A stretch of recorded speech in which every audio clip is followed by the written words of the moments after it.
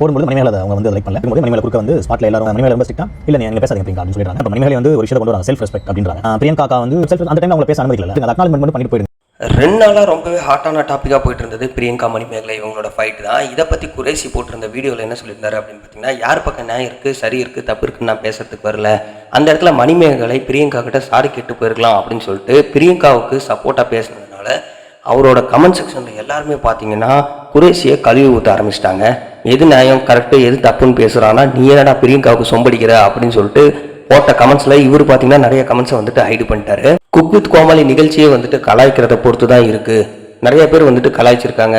என் போன எபிசோடில் பார்த்தீங்கன்னா சுஜிதா கூட தான் மணிமேகலையே நிறைய கலாய்ச்சிருக்காங்க, அறந்தாங்க நிஷா கலாய்ச்சிருக்காங்க. அது மட்டும் இல்லாமல் ரக்ஷன் செய்யாததா, இப்போ பிரியங்கா செஞ்சது மட்டும்தான் அவங்க கண்ணுக்கு தெரியுதா அப்படின்ற அளவுக்கு எவ்வளோ சொம்படிக்க முடியுமோ அவ்வளோ சொம்படுத்தி பிரியங்காவுக்கு ஆதரவாக பேசிட்டு இருந்தாரு. அது மட்டும் இல்லாமல் ப்ரொடக்ஷன் டீம் வந்துட்டு மன்னிப்பு கேட்க சொன்னாங்க. நாங்கள் 2-3 ஷோ தரேன்னு சொல்லி மணிமேகலை சொன்னதெல்லாம் போய் அது மாதிரிலாம் யாருமே சொல்லலை அப்படின்ற மாதிரி வந்துட்டு குறைசி சொல்லியிருக்காரு.